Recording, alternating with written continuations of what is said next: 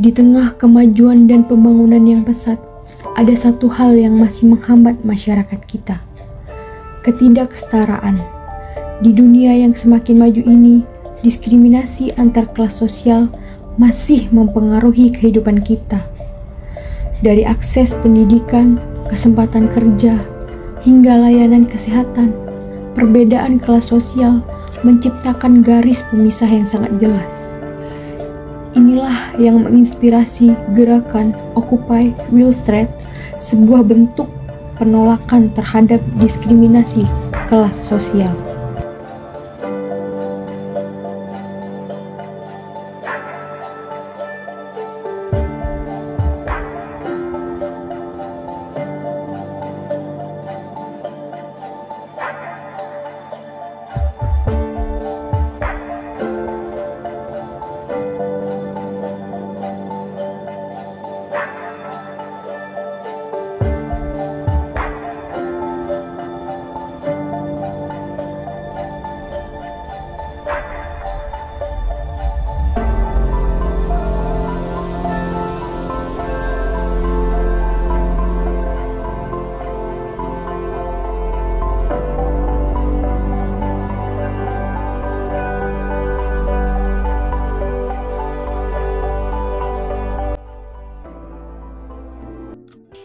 Sebagaimana yang telah dikemukakan oleh Fultoni tahun 2009, bahwa diskriminasi sosial adalah perlakuan yang tidak adil dan tidak seimbang, yang dilakukan untuk membedakan terhadap perorangan atau kelompok berdasarkan sesuatu.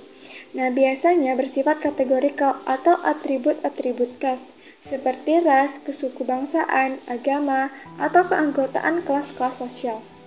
Istilah diskriminasi sosial juga menggambarkan suatu tindakan dari pihak mayoritas yang dominan dalam hubungannya dengan pihak minoritas yang lemah, sehingga dapat dikatakan bahwa perilaku tersebut bersifat tidak bermoral dan tidak demokratis. Anak yang berada dari kalangan kelas atas dapat mengakses pendidikan dengan fasilitas yang memadai, yang sungguh bisa dikatakan fasilitas yang bagus dan mendukung.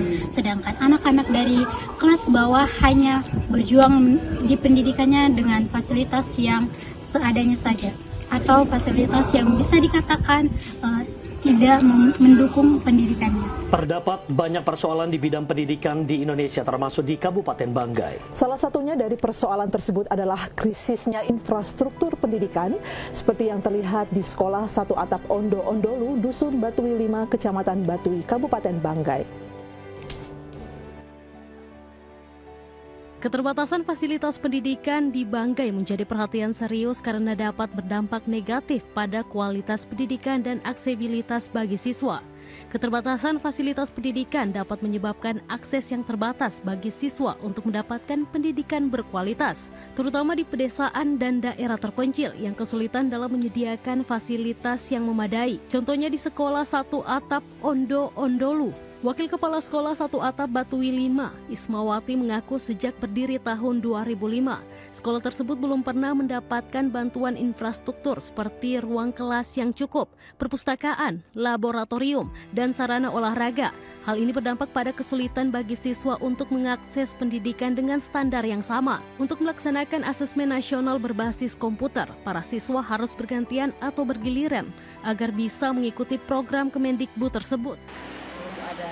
Sudah berapa kali minta, ada yang memang dari dulu datang foto, datang video, sampai sekarang belum ada. Dari tahun 2005. Dari pantauan infrastruktur kelas seperti atap dan plafon bangunan sudah terlihat bolong. Tidak hanya itu, meja belajar yang dipakai para siswa juga terlihat sudah usang. Ditambah lagi kurangnya kursi menjadi kendala para siswa dalam melaksanakan proses belajar mengajar. Bahkan belajar sambil melantai juga sudah pernah dialami para siswa. Dari Luk Banggai, Nendra Prasetya, kontributor TVRI Sulawesi Tengah melaporkan.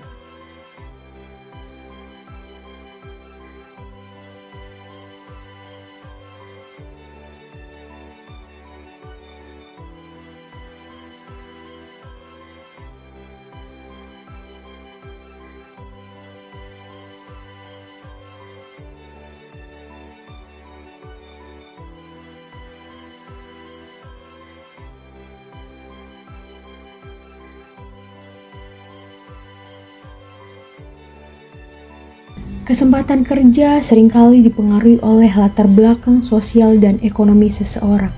Mereka yang berasal dari keluarga kaya memiliki akses yang lebih besar ke peluang pekerja terbaik. Sementara mereka yang berasal dari kelas bawah seringkali terjebak dalam pekerjaan dengan gaji rendah tanpa jaminan. Bapak udah lama ya Pak jadi gorengan? Kalau lamunnya sih belum. Sudah COVID waktu itu.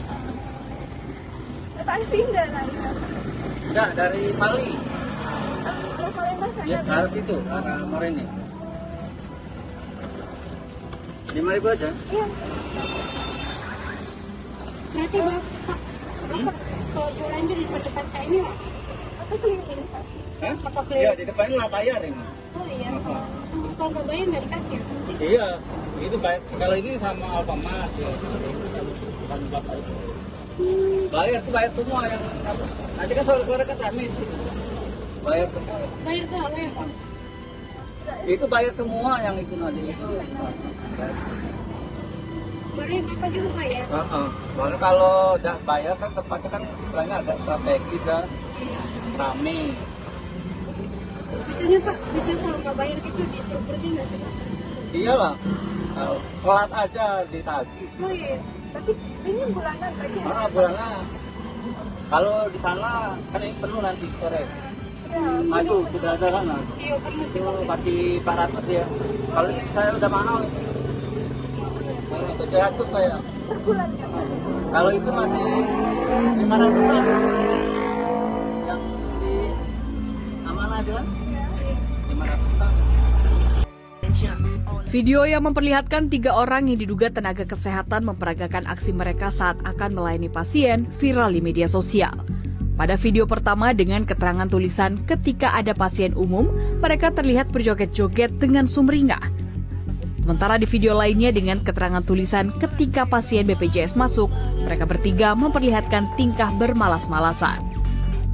Diketahui postingan yang seolah-olah membanding-bandingkan pelayanan pasien tersebut mulanya diunggah ke akun TikTok @rintobilek2. Video ini pun menjadi kecaman warganet hingga akhirnya menghilang. Dikutip dari cnnindonesia.com, Persatuan Perawat Nasional Indonesia atau PPNI menyoroti potensi sanksi etik ketiga nakes yang diduga dilakukan di Puskesmas Lambunu II, Parigi Motong, Sulawesi Tengah ini. Umum Saweri Gading, Kota Palopo, Sulawesi Selatan mengaku kecewa dengan pelayanan rumah sakit. Pasalnya selama seminggu dirawat hanya 1 kali diperiksa dokter. Ya, ada tindakan jantung saya. Tapi impusnya sudah dicabut, Bu? Impusnya dicabut kemarin sore karena bengkak. Tapi tadi pagi saya bilang, suster, tidak dipasang impusnya kembali karena masih nyeri saya punya lambung ini. Tidak disuntik lagi obat lambung. Dia bilang, tidak usah Bu, minum saja obat sirup itu, Suprarpat. Habis obat, tidak ada obatnya dari BPJS, itu saja Suprarpat diminum. Diskriminasi kelas sosial juga tercermin dalam akses terhadap layanan kesehatan. Bagi mereka yang kaya, fasilitas kesehatan terbaik selalu tersedia. Namun, bagi mereka yang kurang mampu, terutama penerima BPJS, akses terhadap layanan kesehatan yang berkualitas seringkali terbatas. Dan seringkali pasien yang pembayaran menggunakan BPJS mendapatkan pelayanan yang kurang baik. Pekerjaan di sektor informal seringkali dipandang sebelah mata. Mereka dianggap kurang layak atau kurang terampil. Padahal banyak dari mereka yang bekerja keras untuk memenuhi kebutuhan hidup mereka. Pandangan negatif terhadap kelas ini semakin memperburuk diskriminasi sosial yang ada. Kelompok minoritas selalu menghadapi tantangan dalam mencari tempat tinggal yang aman dan nyaman. Diskriminasi dalam perumahan terlihat jelas antara kawasan kumuh dan permukiman mewah. Di kawasan kumuh, penduduk seringkali tinggal di lingkungan yang padat dan tidak layak.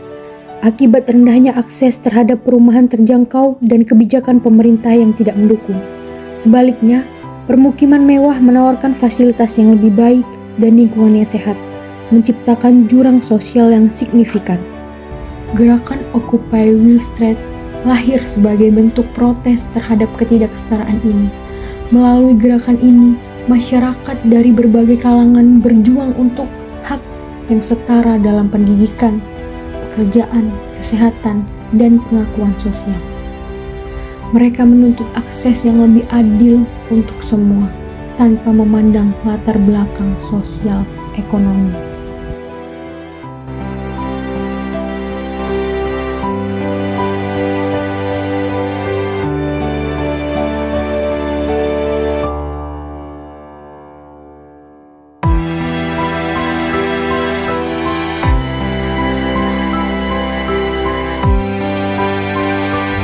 Perjuangan untuk menghapus diskriminasi kelas sosial adalah perjuangan untuk keadilan dan kesetaraan.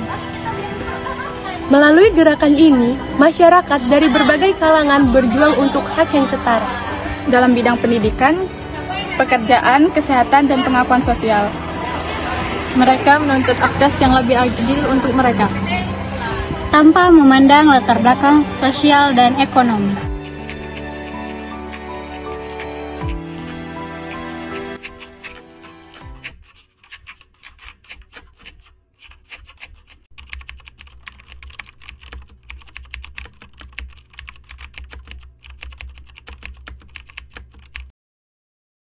Karena perubahan dimulai dari kesadaran. Dan kesadaran dimulai dari kita.